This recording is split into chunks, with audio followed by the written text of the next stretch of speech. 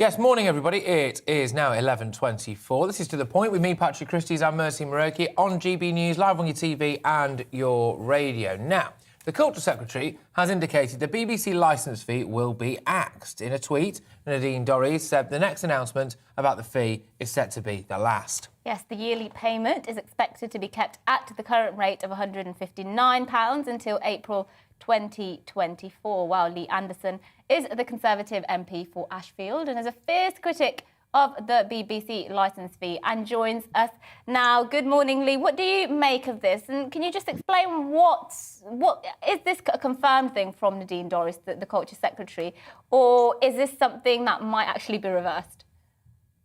Well, let me confirm one thing, Mercy. I'm not just a fierce critic of the licence fee itself. I'm a critic of the BBC, which in my mind for the last few years has been the official opposition in this country. So this is heartwarming news for me and thousands of pensioners across Ashfield and Eastwood, the constituency I represent. And £2 billion they've got to find out the savings. Well, good luck with that. They might have to cut some wages there. Mr Lineker needs to be looking over his shoulder as well. I've heard he's in a fortune these days. But let's hope this is a long-term thing. Let's hope that in 3 or 4 years' time, when the charter's up, that the BBC have to finally stand on their own 2 feet like every single other broadcaster does in this country. I'm absolutely delighted with this. This is great news. Well, I mean, obviously the BBC have come out and now almost as if they've synchronised it. Some of their big-name stars, you know, the Dan Walkers of this world, Mr Strictly, he's come out and said, well, hang on a minute, it's only 43p a day for all of these services that you get. And he's saying that's saying, surely if it's only 43p a day, then people can make their own minds up whether or not they want to pay it. Well, listen, and people like Dan Walker need to take a journey into the real world. 43 pence a day, you know, what's that, £2 odd a week?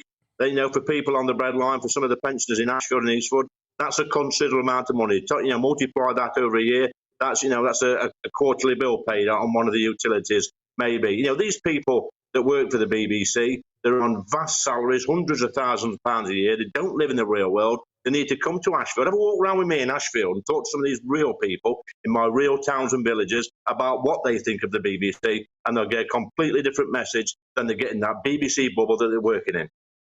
And what do you think of the BBC? And what is your grievance with the broadcaster? Do you think they're just completely unrepresentative of the views of the country as a whole? Because they are supposed to be bias is meant to be, or neutrality is meant to be what characterises the BBC, because it's a public broadcaster. So do you think that's not the case anymore?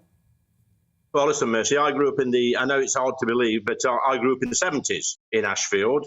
And at the time, the BBC was a place of comfort. It was a TV station that we trusted. I watched, you know, programmes like Grange Hill and Blue Peter and the Newsround, and you felt safe watching Anti-Beeb. But it's been quite clear over the past 10, 15 years that it's not anti-Beeb anymore. It's just anti-government, anti-establishment, well, say anti-establishment, anti-conservative establishment, and they will do anything they can to have a pop at government, have a pop at Boris, have a pop at people like me. And quite frankly, you know, if people want to watch this rubbish, then let them have that choice, that personal choice, whether to pay for it or not.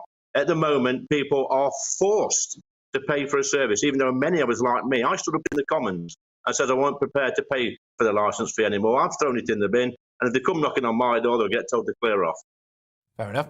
I mean, obviously, as well, people say, hang on a minute, you know, David Attenborough's on the BBC. Peaky Blinders is banging. Yeah. Call the Midwife. A lot of people love a bit of Call the Midwife, although, for example, I decided to switch off from the one and only time I did watch Call the Midwife when they made a veiled reference to Brexit, which last time I checked was not even anywhere near like the kind of... I don't even think the half-century that Call the Midwife was set in. So I did find that quite confusing. But, you know, some people say, look at it in the round, Lee. Look at it in the round, you know.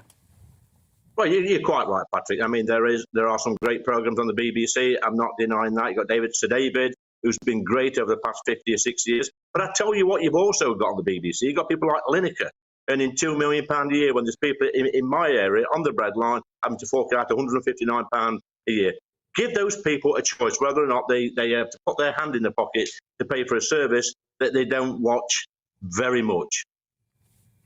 Well, sorry. I was going to say, do you think they're fundamentally out of touch? Because one of the things that's always struck me when it comes to BBC bias, and in my personal opinion, there is a BBC bias, is the fact that I'm not sure they always realise they're doing it. And I think there's a certain echo chamber there, there's a certain lovey-dovey element to it, there's a certain bubble. Well, and I think even when they think they're being balanced, they don't realise that there is another side out there.